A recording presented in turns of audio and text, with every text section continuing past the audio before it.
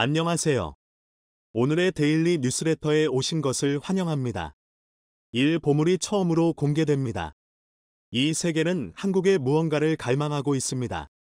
삼성의 엄청난 잠재력. 한번 진실을 알아봅시다. 한국의 광물 자원은 해당 국가의 경제 및 산업 발전에 중요한 기여를 하였습니다. 비록 토지 면적이 제한되어 있고 자연 지형이 어려운 상황이지만 한국은 여전히 상당한 종류의 광물 자원을 보유하고 있습니다. 마치 아마존과 같은 무성한 밀림, 푸른 바다와 그 한복판에 펼쳐진 무수한 작은 섬들, 무궁무진한 활용도의 희귀 자원과 호흡기를 착용하지 않으면 숨조차 쉴 수 없는 위험한 공기. 2009년에 이어 또 한 번 1,000만 관객을 돌파한 영화 아바타의 배경입니다. 영화 아바타 속 인류는 지구의 에너지 고갈 문제 해결을 위해 지구에서 사광년 떨어진 판도라라는 행성을 무단으로 침입합니다. 그런데 이러한 위험을 감수하고 판도라까지 진출한 이유는 단 하나. 지구에서는 구할 수 없는 희귀자원인 연읍테늄, 어너브테이널럼을 솔에 넣기 위함인데요. 어너브테늄, 이 작은 회색 돌멩이가 1kg에 2천만 달러에 팔리죠. 1kg에 240억 원짜리 광물이라면 영화 속 인류가 아니라 지금 현재 인류도 죽음을 무릅쓰고 판도라로 진출할 것도 같다는 생각이 들긴 합니다만 영화 속에서 등장하는 어눕테늄이라는 금속은 소설이나 공상과학 영화, SF 등에 나오는 가상의 금속입니다. 그 영어 뜻에서 유추할 수 있듯이 획득하기 매우 어렵거나 불가능하고 설령 얻을 수 있더라도 목숨을 거는 위험을 감수해야 하죠. 전 세계 곳곳에 돈으로 환산할 수 없는 귀중한 광물이 존재하는데 강원도 영월의 오래된 폐광에는 올해 핵심 광물 중 하나가 빽빽하게 매장되어 있습니다. 이에 캐나다의 광산업체가 1,700억 원을 투자해 세계 최고급 광물을 캐기 위해 혹시 여러분은 신의 지팡이라는 무기를 알고 계시나요? 비록 패배하기는 했지만 미국은 베트남 전쟁에서 레이지 도그이라는 폭탄으로 베트콩의 진지를 초토화시킨 경험이 있는데 레이지 독은 폭약을 넣지 않는 폭탄입니다. 폭약이 없는 폭탄이라는 말이 조금 이상하기는 하지만 레이지 독은 길이 44mm, 지름 13mm, 무게 20g의 탄환형 금속으로 지면 근처에서는 시속 804km의 무서운 속도에 도달했습니다. 이 무서운 속도 덕분에 공중에서 이를 투하하기만 하면 인간의 몸을 관통하는 것은 어렵지 않은 일이었고 그 자체로 금속 덩어리에 불과하기 때문에 집속탄과 같은 불발탄의 위험성도 없었죠. 모탄에 해당하는 큰 금속통에 이 금속을 잔뜩 채운 후 비행기에서 낙하시키는 방식으로 구조는 집속탄과 비슷한데 여기에 운동에너지가 가해지면 그 위력은 상상을 초월합니다. 그래서 미군이 레이지 독을 좀 더 크게 확대시켜 개발하기 시작한 것이 신의 지팡이, 나즈즈 프롬 가드라는 무기입니다. 신의 지팡이를 만들기 위해서는 반드시 텅스텐이라는 광물이 필요한데 텅스턴이라는 단어는 스웨덴어로 무거운을 뜻하는 퉁과 토를 의미하는 스텐의 합성어입니다. 말 그대로 무거운 돌이라는 의미인데 한국에서는 이를 중석이라 부릅니다. 하지만 국방비로 1,000조 원을 쓰는 미국도 결국 신의 지팡이는 개발을 중도에 포기할 수밖에 없었는데 텅스텐 비용을 감당할 수 없었기 때문입니다. 텅스텐이 워낙에 비싼 금속이라 천조국 미국이라지만 중간에 프로젝트 진행을 중단할 수밖에 없었죠. 그런데 혹시 강원도 영월의 폐광에 전 세계 최고 수준의 텅스텐이 빽빽하게 매장됐다는 사실을 아시나요? 강원도 영월군 상통읍 구례리에는 벌써 문 닫은 지 30년 가까이 지난 상통광산 상동포산이라는 오래된 폐광이 하나 있습니다. 강원도는 한국에서도 그나마 지하자원이 많은 축에 속하는데 전국에 매장된 광물자원 161억 톤 중 약 75%가 강원도에 매장되어 있죠. 이 자원들의 잠재 가치는 최대 180조 원에 이르는데 만약 채굴 기술이 발전한다면 강원도의 가치는 더 높아질 것으로 생각됩니다.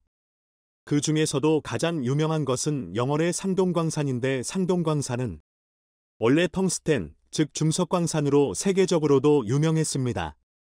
이 덕분에 한때 상통읍에는 3만 명이 넘는 인구가 살았지만 폐광된 지금은 고작 1000여 명 사는 폐광촌으로 전락해버렸는데요. 텅스텐 이하 텅스텐과 중석 혼용 은 위에서도 잠시 언급했듯 무거운 돌이라는 의미인데 무겁고 단단하기 때문에 주요 금속 중에서도 녹는 온도가 가장 높습니다. 열에 강하기 때문에 대포 포신과 같은 무기 제조의 필수 광물로 꼽히죠. 그런데 텅스텐 매장량에 있어서 전 세계에서 상동광산이 단연 으뜸인데 단일 광산으로 세계 최대 규모이자 추정 매장량이 5,800만 톤입니다. 품질이 워낙에 좋은 데다 소련의 확장에 겁먹은 미국은 영월의 중석에 관심을 갖기 시작했는데 결국 한국전쟁이 끝나기도 전에 한미중석협정 1952년 3월을 체결해 넘금 50억을 지불하고 2년간 중석 15,000톤을 수입하기로 결정하기도 했죠. 한참 미국으로 수출되던 당시 미국의 한 시험기관은 상통광산의 중석 정광을 분석한 후 한국의 텅스텐 정광의 품질은 세계 시장의 표준이라고 발표했을 만큼 품질이 대단했었습니다. 하지만 1980년대 중국의 시장 개방과 더불어 중국이 텅스텐 수출을 시작하면서 상동광산의 채산성이 크게 약화됐고 1994년에는 결국 폐광하기에 이릅니다. 그런데 재미있는 일이 벌어지는데요. 폐광 20년 뒤인 2012년 세계적인 투자 귀재로 불리는 워렌 버핏이 상동광산에 무려 7천만 달러, 한국 돈으로 800억 원을 투자한 겁니다. 재산이 54조 원을 넘어서는 세계에서 가장 뛰어난 투자의 전설 같은 인물이 강원도 영월의 작은 광산 하나에 800억 원을 투자한다니 상당히 놀라운 일이 아닐 수 없는데 그만한 가치가 있기 때문입니다. 아마 잘 아시다시피 현재 전 세계는 자원전쟁 중입니다. 중국이 전 세계를 상대로 마음 놓고 큰 소리를 칠 수 있는 이유 중에 하나는 중국이 가진 지하자원 덕분이며 조금이라도 마음에 들지 않으면 수출 규제 등으로 막아버리니 중국에 미안한 소리 하지 않고는 산업을 제대로 운영할 수도 없습니다. 텅스텐도 마찬가지인데 텅스텐이 히토류만큼 중요하냐 라고 묻는 분들이 계실 텐데 히토류만큼 중요합니다. 왜냐면 4차 산업혁명 시대에 필요한 5대 핵심 광물 중 하나가 텅스텐이니까요. 지난 2017년 2월 광물자원공사는 신산업 기여도, 미래 성장 가능성, 수입 규모 등을 지표로 삼아 5대 핵심 광물을 선정했는데 리튬, 코발트, 니켈, 망간 그리고 텅스텐입니다. 텅스텐의 경우 열에 견디는 힘이 강해 대포 포신과 같은 무기류에도 사용되지만 반도체 금속 배선의 주요 소재이기도 한데요. 그러니까 스마트폰, 전기자동차, 첨단무기 등 반도체가 들어가는 모든 분야가 이 텅스텐의 영향을 받는 겁니다. 이 또한 중국이 강력한 영향력을 발휘하고 있기도 한데 중국은 전 세계 텅스텐 부존량의 60%와 생산량의 82%를 차지하고 있죠. 이에 중국은 1991년부터 텅스텐을 국가보호광물로 지정해 수출을 제한하고 있어 텅스텐의 가격은 떨어지지도 않고 늘 상승하기만 합니다.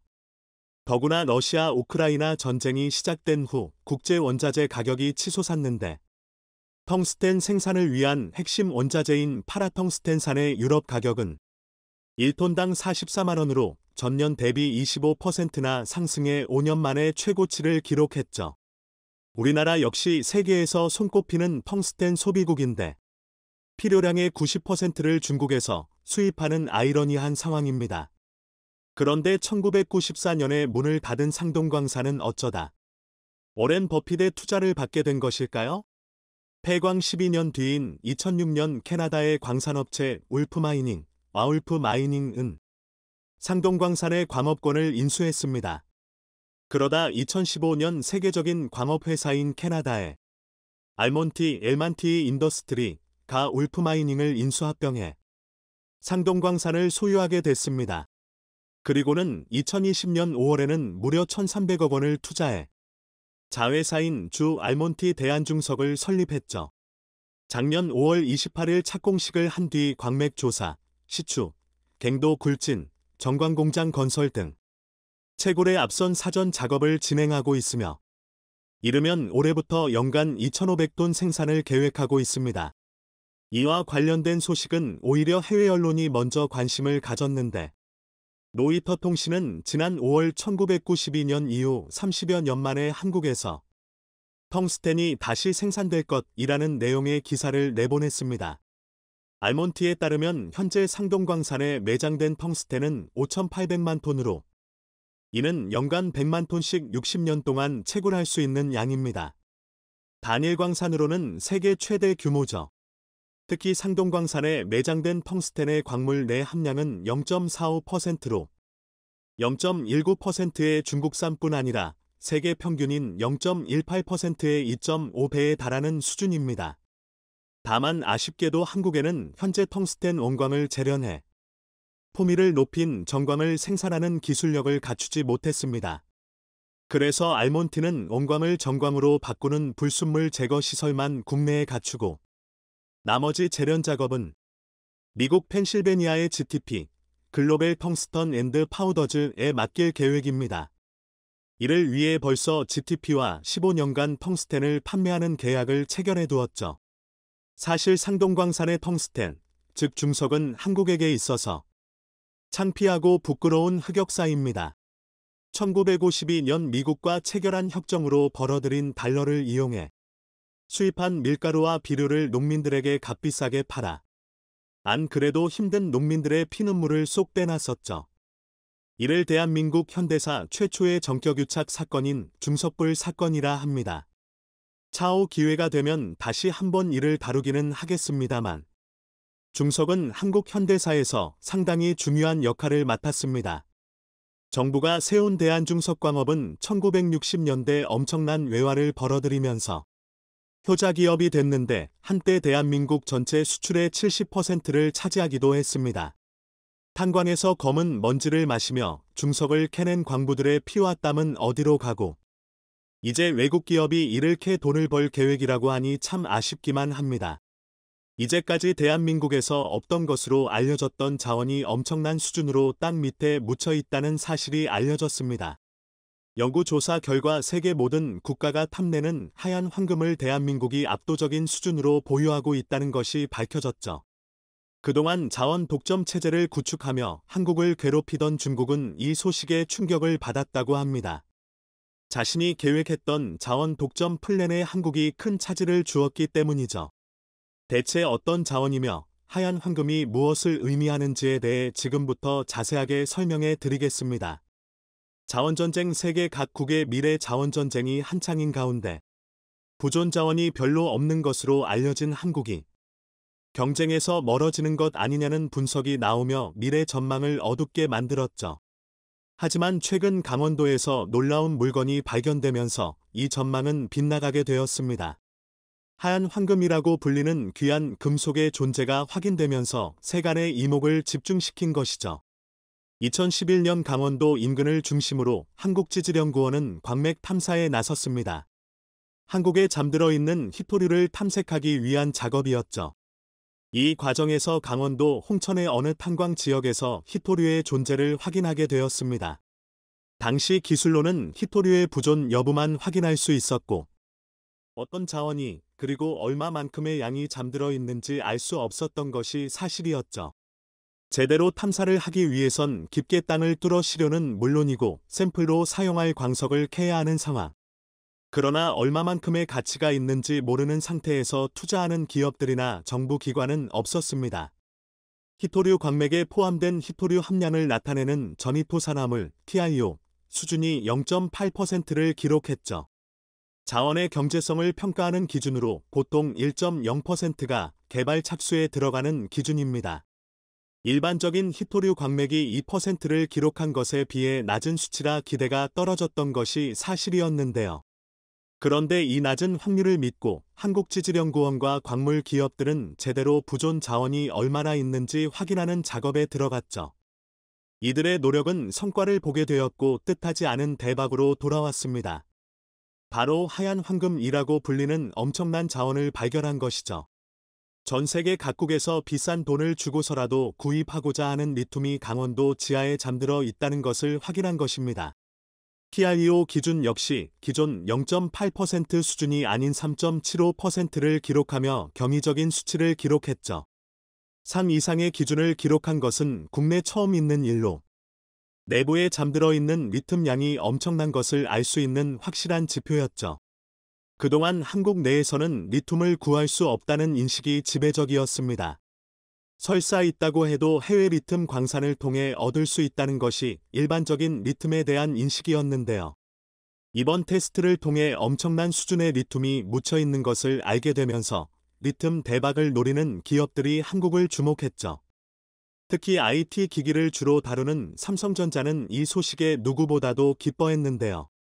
리튬은 리튬 배터리로 가공되어 사용되는 자원으로 리튬 배터리는 전기차는 물론이고 각종 첨단 제품의 에너지를 공급하는 심장과도 같은 역할을 하는 부품입니다. 이 부품을 누가 지배하는지가 미래 산업의 승자를 판가름하죠. 삼성전자는 그동안 해외 리튬 업체 인수를 고민하던 와중 한국에서 리튬 대박을 맞게 되자 한국으로 방향을 틀었다고 하는데요.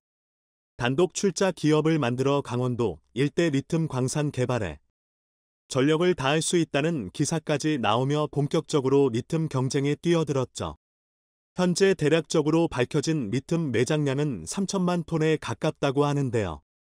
이제까지 알려진 초대형 리튬 광산 중 하나인 칭하이 지역 리튬 광산의 매장량이 2248만 톤이라는 것을 미루어 볼 때 한국에 묻힌 양이 상상 이상의 양이라는 것을 알 수 있습니다. 리튬 개발에서 세계 최강자로 꼽히는 미국 앨범알사 역시 현재 한국으로 인력을 보내 정확한 부졸량을 계산 중이라고 하며 한국 지사를 내기 위해 고민하고 있다고 하는데요. 이 소식에 가장 충격을 받은 곳이자 배 아파한 곳은 바로 중국이었습니다. 한국이 보유한 리튬의 양은 중국의 계획을 망칠 수도 있을 만큼 엄청난 양이었기 때문이죠. 미래 천연자원 경쟁에서 리튬이 차지하는 중요성을 안 중국은 일찍부터 리튬 경쟁에서 우위를 차지하기 위한 작전을 세웠습니다.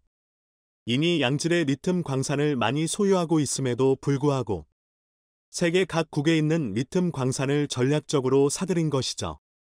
압도적인 차이나머니를 바탕으로 개발도상국에 위치한 리튬 광산을 사들여 중국이 리튬 자원을 완전히 통제할 수 있게 규모로 찍어 누르는 전략을 세운 것입니다. 실제로 중국은 그 전략이 가능할 정도의 돈과 힘이 있는 국가죠.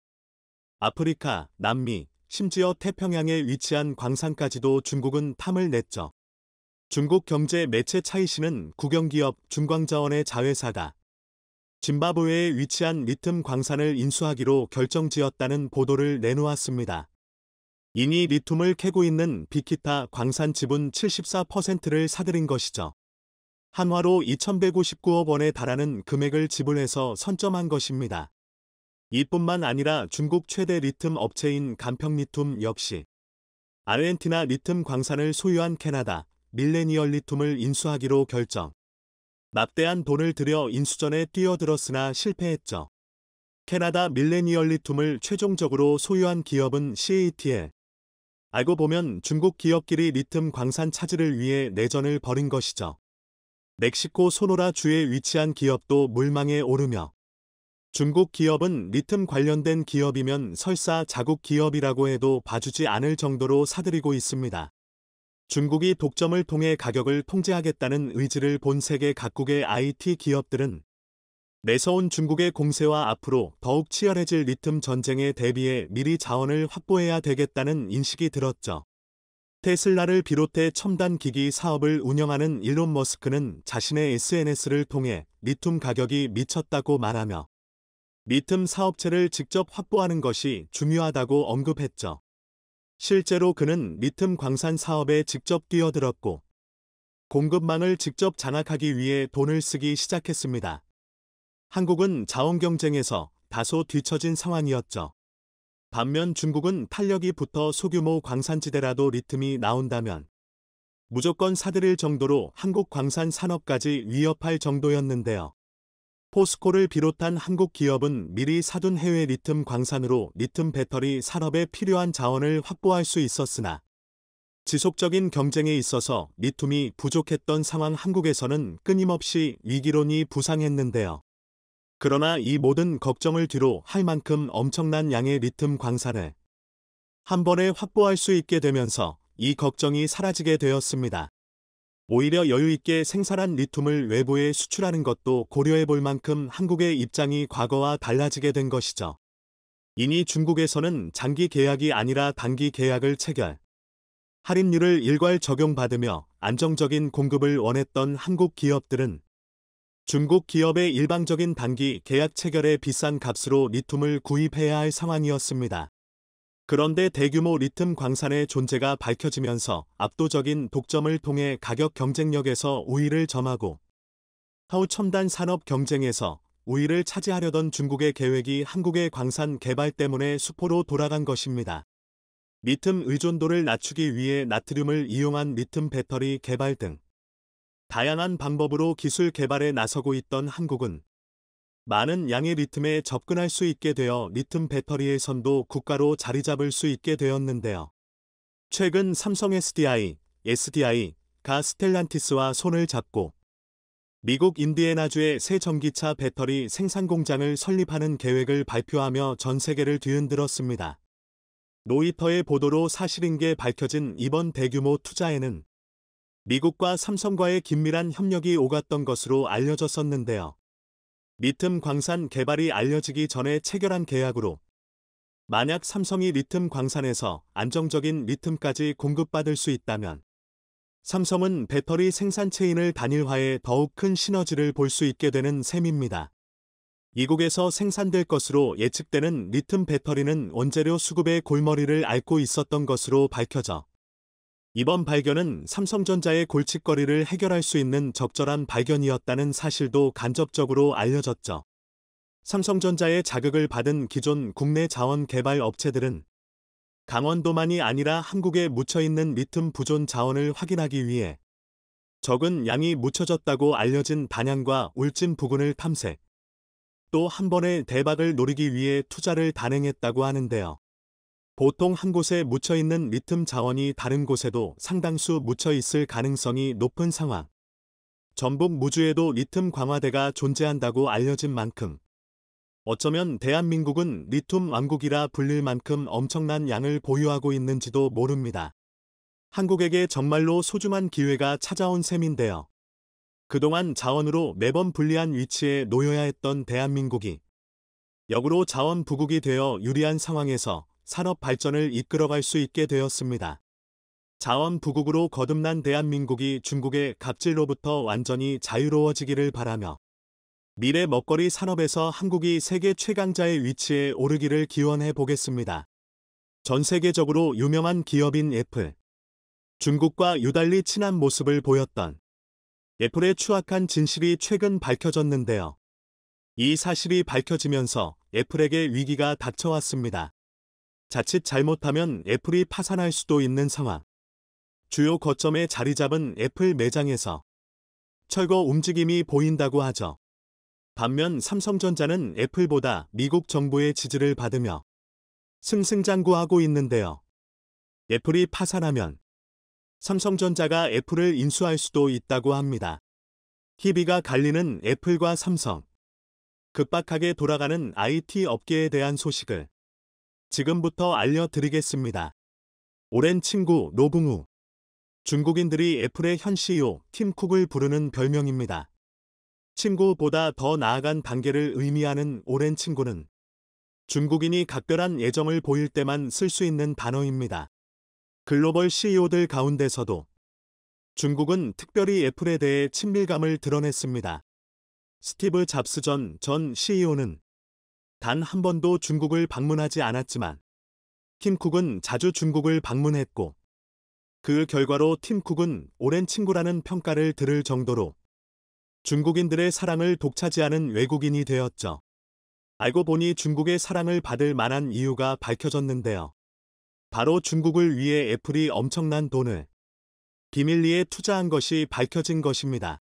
미국 언론 매체를 통해 밝혀진 이 소식은 미국만이 아니라 전 세계를 뒤흔든 충격적인 소식이었죠. 2016년 중국을 방문한 팀 쿡은 2,750억 달러, 한화로 약 323조 원에 달하는 투자 계약을 맺었는데요.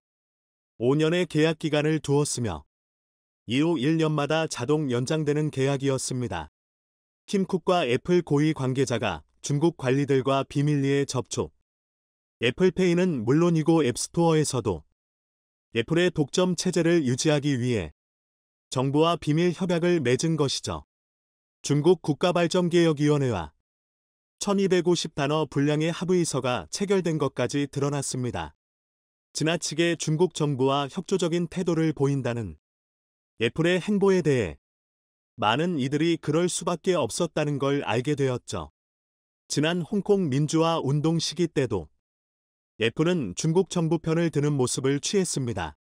민주화 운동이 거세게 불타올랐던 시기, 경찰의 위협을 피하기 위해 민주화운동 지지자는 비밀리에 홍콩맵 라이브, HK맵 라이브 라는 앱을 개발하게 됩니다. 홍콩 경찰들이 어디에 출몰하는지 알려주는 앱이었죠. 그러나 애플은 공공의 안전 위협이라는 황당한 이유를 근거로 홍콩맵 라이브를 애플에서 사용할 수 없게 막았습니다. 홍콩맵 라이브를 중국의 관영 언론인 인민일보가 비판한 직후 벌어진 일이다. 애플이 중국 정부에 충실한 개가 되었다는 비난이 속출했죠. 하지만 애플은 홍콩맵 라이브 삭제 방침을 끝까지 고수했고 압도적인 시장 위치로 반발하는 세력들의 목소리를 듣지 않았습니다. 이러한 행동의 뒤에는 중국 시장이 있었던 것이 드러난 것입니다. 달콤했던 중국 돈을 애플은 포기할 수 없었던 것이죠. 팀쿡 CEO가 스티브 잡스 뒤를 이어 성공 가도를 달리고 애플을 최고의 기업으로 만든 것도 중국과 관련이 있습니다. 그는 2011년 첫 해외 방문지로 중국을 선택하며 인연을 이어갔죠. 그는 알려진 것만 해도 9번이 넘도록 중국 출장을 빈번하게 다녔습니다. 중국 정부의 초청을 받아 중국 고위 관료들과 만남을 이어가며 중국 지역 정부의 당서기들과 만나며 애플의 영향력을 확대하기 위해 노력했죠. 상하이의 시의원회 서기는 애플은 혁신의 대명사이자 가장 인상 깊은 기업이라는 평가를 남길 정도로 중국 전통을 누구보다도 성실하게 따랐습니다. 투자는 물론이고 공급망에서도 스티브 잡스 시절 논외로 여겼던 중국 시장을 가장 중요한 시장으로 간주해 전면적인 투자를 할 정도였습니다. 베이징에 애플 R&D 센터를 지었고 이어 상하이와 수저우도 지을 예정이죠. 애플 생산 라인을 중국 해안도시로 옮기는 일도 서슴지 않았습니다. 그 결과는 놀라웠습니다. 애플은 중국 시장에서 독점적인 위치에 올랐고 성장을 거듭한 끝에 올해 말 시가 총액 2조 8,080억 달러를 기록했습니다. 전 세계 시가총액 1위를 달성한 애플이 시가총액 3조를 넘는지가 초미의 관심사였죠. 그렇기에 중국에 대한 세계 각국의 비난이 있어도 애플은 꿋꿋하게 중국과 손을 잡았고 미국 정부의 비난을 감수하는 모습까지 보였습니다. 게다가 중국 스타트업에 막대한 돈을 투자하는 모습까지 보였죠. 미국 기업임에도 불구하고 누구보다도 중국과 가깝게 지냈죠. 이를 못마땅하게 바라본 미국 정부는 애플에게 여러 번 경고를 남겼고 미중 갈등이 깊어지면서 더는 애플을 봐줄 수 없게 된 미국 정부는 애플에게 최후 통첩을 날리게 됩니다. 미국 캘리포니아 주 오클랜드 연방법원은 앱 이용자들에게 인앱, 인애프 결제 방식을 제공하는 걸 막은 애플의 금지 조치가 반경쟁적이라 판결. 개발자들이 앱에 외부 결제용 링크를 넣도록 허용하라는 판결을 내렸죠. 아이폰 유저들은 앱을 이용하려면 애플의 앱스토어를 무조건 이용해야만 합니다. 결제 역시도 애플의 결제 방식을 따라야 했고 독점적 위치를 누린 애플은 앱에 과중한 수수료를 부과하며 부당한 이득을 챙겼습니다. 이에 불만을 품은 미국의 게임사인 에픽게임스는 애플의 행위를 반독점 행위라 비난. 법원에 진정을 넣었고 오랜 신랑이 끝에 미 법원은 에픽게임스의 손을 들어주었습니다.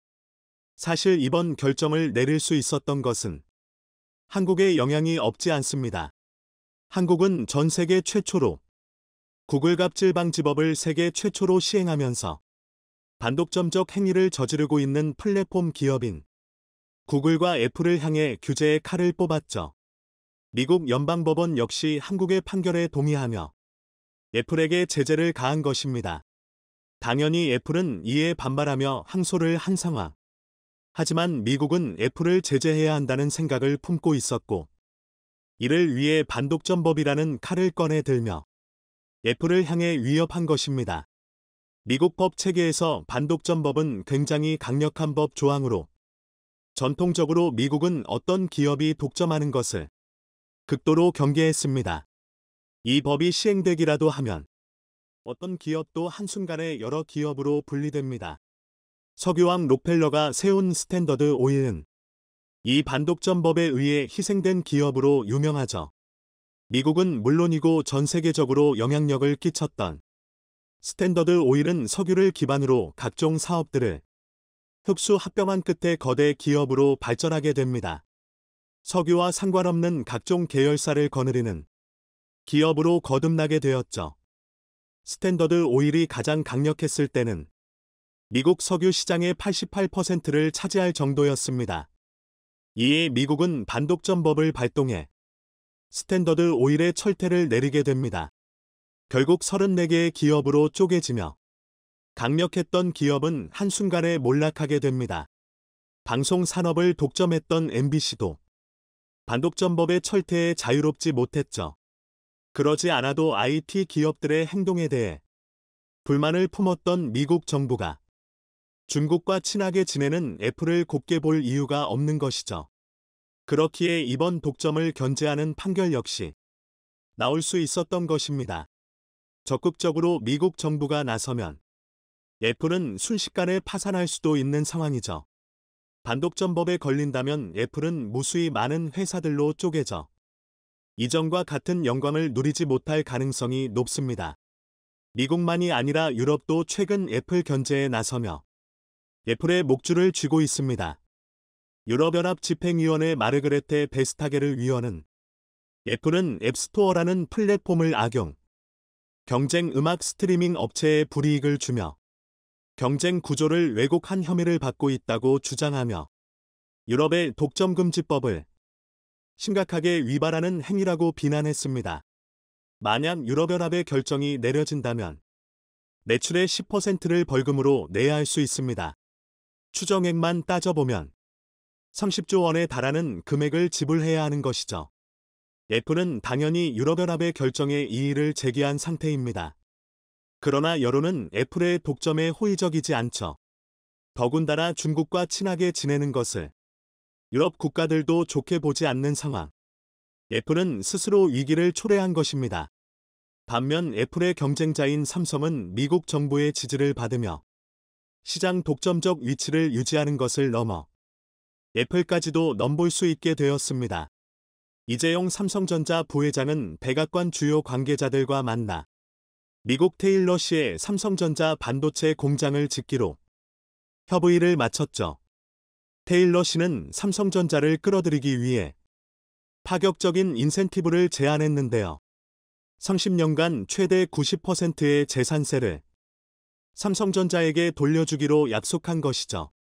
게다가 미국 연방의회도 반도체 관련 법을 통해 보조금 혜택까지 지원하기로 한 것입니다.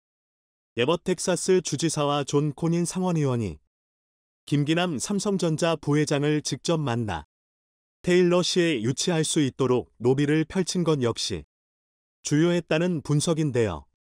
덕분에 삼성전자는 큰 돈을 들이지 않아도 미국 내에 대규모 반도체 공장을 짓게 되었습니다. 삼성의 전폭적인 투자에 미국 정부는 삼성전자를 밀어주면서 지원을 아끼지 않겠다고 발표했죠. 조 바이든 대통령은 주요 생산기업 최고 경영자들을 백악관으로 초청했는데요. 외국 기업으로는 유일하게 삼성전자가 초대되는 행보를 보였죠. 미국 정부는 이미 한국의 중요성을 여러 번 강조하는 모습을 보였는데요. 돈 그레이브스 미국 상무부 부장관은 반도체, 배터리 분야에서 가장 중요한 파트너인 한국과 협력하는 것은 미국의 최우선 과제라고 언급했습니다. 그는 자리에서 삼성전자를 직접 언급. 향후 미래 산업의 쌀이라 할 수 있는 반도체 분야에서 삼성전자가 해야 할 중요한 역할을 강조했습니다. 실제로 그 이후로 삼성전자가 미국의 사업은 물론 투자를 늘리게 되었죠. 경쟁자인 애플은 중국과 가까이 한 탓에 미국 정부의 눈밖에 난 상태에 삼성전자는 미국의 확실한 지원을 받게 되어 격차를 좁히고 있죠. 향후 애플이 분해될 경우 삼성은 단숨에 애플을 제치고 1등이 될 수 있습니다. 과연 애플은 지금이라도 중국을 포기하고 미국의 편으로 돌아서게 될까요? 아니면 중국의 돈을 잊지 못해 지금과 같은 행보를 계속 보일까요? 삼성전자가 앞으로도 계속 상승세를 타기 바라며 IT 업계에서 애플의 자리를 차지할 수 있기를 기원하겠습니다. 시청해 주셔서 감사합니다.